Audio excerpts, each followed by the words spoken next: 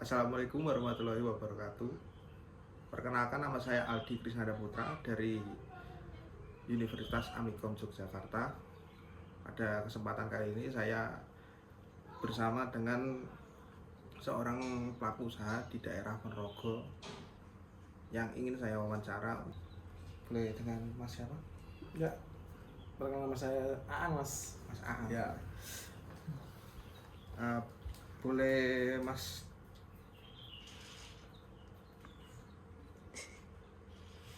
jelaskan tentang jenis-jenis usahanya, terus berapa lama Anda menjalankan usaha ini?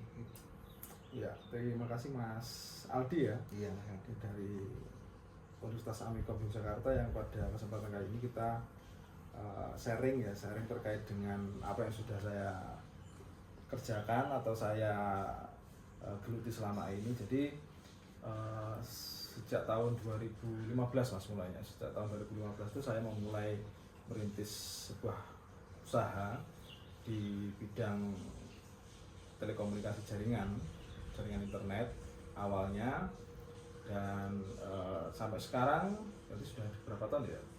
15, sekarang 2025, hampir 10 tahun lah ya. Hampir 10 tahun saya menggeluti usaha yang dulu awalnya saya mikirnya hanya sebatas kerjaan atau apa ya, usaha kecil-kecilan gitu lah. Oke Mas, untuk pertanyaan selanjutnya kan Masnya kan udah lama menjalankan usaha ini, udah sekitar 10 tahunan kan? Ya, 10 tahun lah. Ya, saya ingin tahu bagaimana proses pengambilan keputusan yang Anda lakukan dalam menghadapi situasi kritis yang berdampak langsung pada bisnis Anda.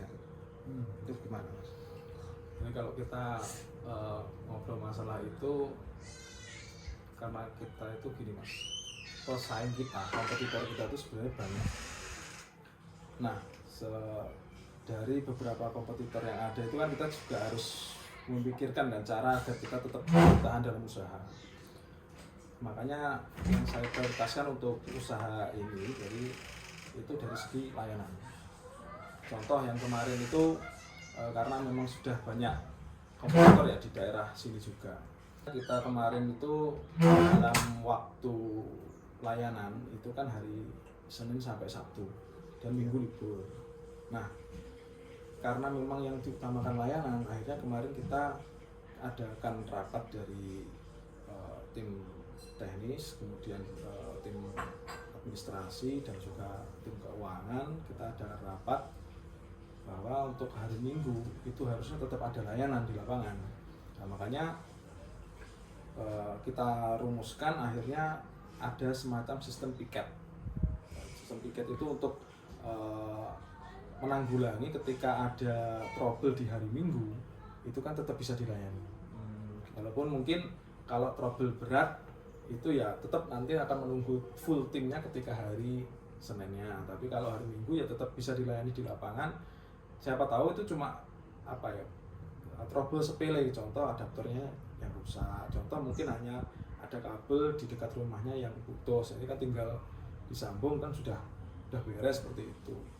Terus selanjutnya Mas, bagaimana Mas memastikan koordinasi yang efektif dalam organisasi untuk mencapai tujuan bisnis yang telah ditetapkan? Jadi kita yang pertama itu punya grup WhatsApp untuk tim teknis, tim finance dan juga admin. Jadi koordinasi kita memang kebanyakan melalui WhatsApp ya, lewat platform WhatsApp itu, karena kalau memang harus bertemu setiap hari mungkin bisa, cuman kadang waktunya juga terbatas. Tapi kalau di sosial media kan sewaktu-waktu semisal kita punya ide atau semisal kita ingin berkomunikasi dengan orang tersebut, kan kaitannya dengan bisnis ya, bukan dengan personal, kaitannya dengan bisnis ya langsung di grup-grup itu.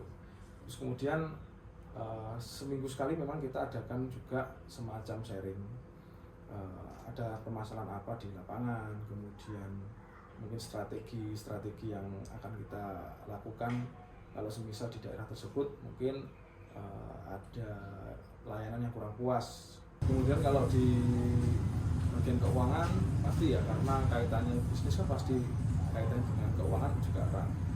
Itu setiap bulan ya pemasukan, pengeluaran itu juga harus dilaporkan, karena ya biar bisnisnya lancar, keuangan juga harus bagus laporannya, jangan sampai pengeluaran lebih banyak daripada pendapatan, dan juga untuk pembayaran dan lain-lain tanggungan kita juga harus dipenuhi semuanya.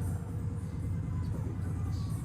Apa bentuk reward yang Mas berikan kepada karyawan dan bagaimana reward tersebut membantu karyawan untuk meningkatkan motivasi serta produktivitas mereka?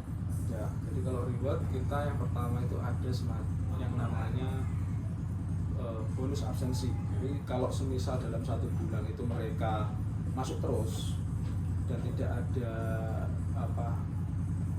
izin ya, jadi kalau masuk terus itu kita kasihkan bonus untuk absensi itu 200.000.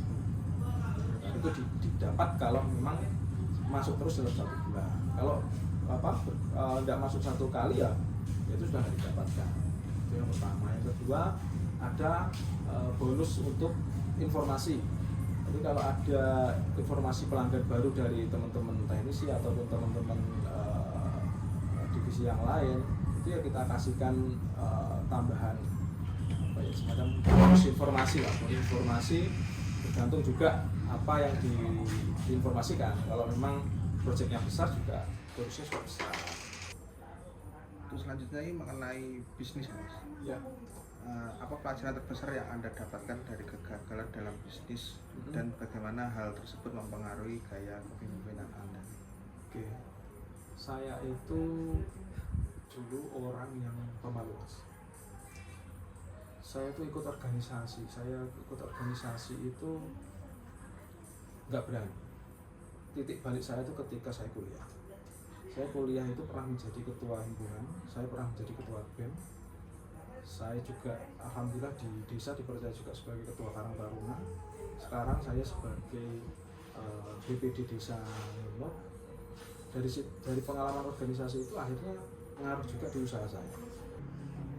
Untuk terakhir nih, Mas, apakah Mas Ang ada saran untuk kayak mahasiswa seperti saya ini yang ingin memulai bisnis, khususnya dalam mengembangkan sisi-sisi positif untuk membangun kepemimpinan yang berkelanjutan, ada nggak? Ya, saya dulu juga memulai usaha itu ketika mahasiswa, di semester 7, semester persiapan skripsi ya. Jadi kalau menurut saya ya, apa yang bisa teman-teman lakukan itu saja, apa yang bisa teman-teman lakukan sekarang itu lakukan. Jadi nggak perlu sampai nunggu yang, kalau saya mengatakan nggak perlu nunggu hebat dulu. Jadi apa yang sekarang bisa dilakukan, hal kecil pun yang sekiranya memang itu menjadi potensi, otomatis kalau kita bahasa bisnis itu kan untuk mencari keuntungan. Cuman jangan dipikir semata-mata untuk keuntungan. Ya, aku masih muda. Sekarang banyak ya referensi yang bisa kita lihat dari sosial media atau dari mana saja. Yang tidak penting juga cari mentor. Mentor itu orang yang bisa kita ajak ngobrol terkait dengan, misal kalau bisnis ya tentang bisnis yang akan kita jalani. Kalau punya usaha dia jalan, ya kita dekati secara perlahan. Siapa tahu nanti dari situ banyak ilmu yang kita terima. Setelah itu kita menjalankan usaha, kita sering komunikasi dengan dia, masukan-masukan itu akan menjadikan kita banyak wawasan, banyak ilmu untuk menjalankan kegiatan kita, menjalankan usaha, pasti tentunya nanti bermanfaat.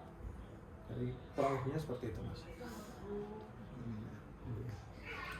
Baik, Mas, terima kasih untuk dahulukan waktu untuk sore ini Ya. dalam sharing-sharing ini ya. Mungkin bisa bermanfaat bagi yang nonton. Amin. Ya, sedikit pengalaman aja, Mas. Yang di luar sana pasti lebih banyak pengalaman ke saya ya. Tapi pengalaman kecil. Ya. Ya, mungkin cukup dari saya. Wassalamualaikum warahmatullahi wabarakatuh.